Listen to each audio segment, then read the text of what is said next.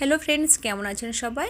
আজ শেয়ার করছি ওলকপি ডাঁটা বড়ি দিয়ে অত্যন্ত সুস্বাদু একটা নিরামিষ রেসিপি, একদম ঘরোয়াভাবে, খুবই কম তেল মশলায়। আশা করছি ভালো লাগবে। ভিডিওটি শেষ পর্যন্ত দেখার অনুরোধ রইল। তো আমি এখানে আলু, ওলকপি, বেগুন নিয়ে কেটে নিচ্ছি আর সাইডে ডাঁটাগুলো কেটে জলে দিয়ে রেখেছি। আলুগুলোকে ডুমো করে কাটছি আর ওলকপিগুলোকে একটু লম্বা করে কাটছি, যাতে পরিবেশন করার সময় বুঝতে পারি কোনটা আলু আর কোনটা ওলকপি। নাহলে কারো থালাতে শুধু আলু আর কারো থালাতে শুধু ওলকপি চলে যায়। আবার অনেকে ওলকপি পছন্দও করে না খেতে। তো সব কিছু কেটে নেওয়ার পর জলের মধ্যে দিয়ে দিলাম ধুয়ে নেওয়ার জন্য। আর এই যে ডাঁটাগুলো কেটে সাইডে জলে দিয়ে রেখেছিলাম, এখন একবার জল পাল্টিয়ে পরিষ্কার করে ধুয়ে একটা অন্য পাত্রে তুলে নিচ্ছি।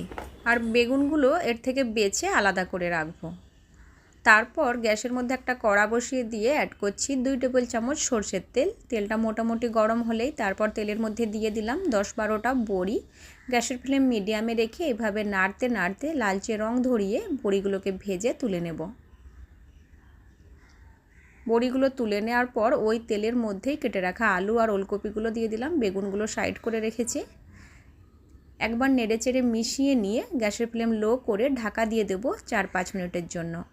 4-5 মিনিট পর ঢাকনাটা সরিয়ে দিয়ে একটু নেড়েচেড়ে নিচ্ছি। তারপর বেগুন আর সজনা ডাঁটাগুলো অ্যাড করছি। এখন গ্যাসের ফ্লেম হাই করে দেব আর অ্যাড করব স্বাদ মতো নুন, হাফ টিস্পুন হলুদ গুঁড়ো। নুন আর হলুদটাকে ভালো করে মেশাবো। আর এখন গ্যাসের ফ্লেম মিডিয়াম থেকে হাই রাখতে হবে। এই সময় গ্যাসের ফ্লেম লো থাকলে বেগুনগুলো খেঁচা হয়ে যাবে আর সেদ্ধ হতে চাইবে না। নুন হলুদটাকে ভালো করে মিশিয়ে নিয়ে 3-4 মিনিট নেড়ে চেড়ে ঢাকা দিয়ে দিচ্ছি। এখন গ্যাসের ফ্লেম লো করে দিয়েছি।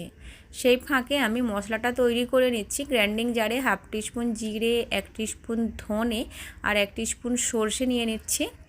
ঝালের জন্য নিচ্ছি শুকনো লঙ্কা, একটু বুঝে অ্যাড করবেন। এই সবজিতে খুব একটা ঝাল বেশি ভালো লাগে না। তারপর হাফ ইঞ্চি মতো আদার টুকরো জল দিয়ে এরকম একটা ফাইন পেস্ট তৈরি করে নিয়েছি।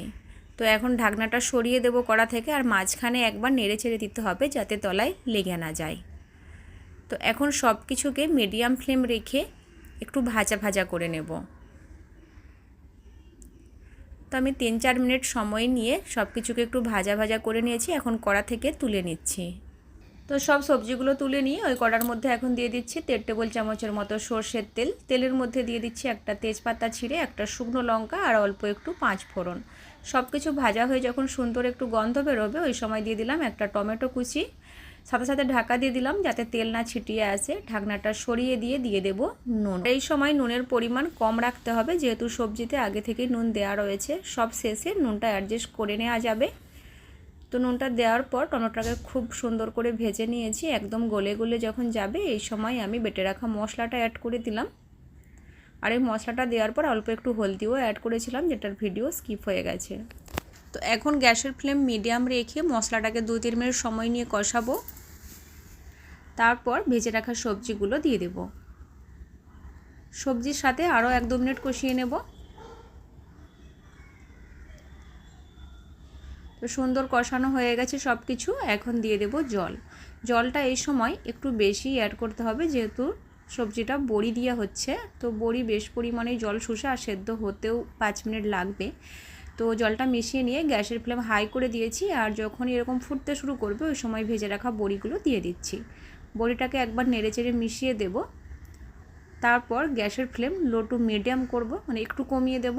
আর ঢাকা দিয়ে দেবো 5-7 মিনিটের জন্য, যাতে সব কিছু সুন্দরভাবে সেদ্ধ হয়ে যায়। 5-7 মিনিট পর ঢাকনাটা সরিয়ে দিলাম। এই সময় চেক করে নিতে হবে সব কিছু সেদ্ধ হয়েছে কিনা, আর নুনটাও অ্যাডজাস্ট করে নিতে হবে। যেহেতু নিরামিষ সবজি, চাইলে কয়েক দানা চিনিও এর মধ্যে মিশিয়ে নিতে পারেন, তবে আমরা একদমই পছন্দ করি না, সেই জন্যে দিলাম না।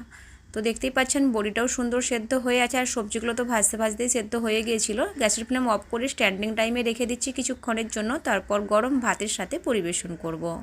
তো এই ছিল আমার আজকের খুবই সহজ একটা ঘরোয়া রান্নার রেসিপি। তো আমি এইভাবে পরিবেশন করেছি। সাথে ছিল শাক ভাজা আর বেগুন ভাজা।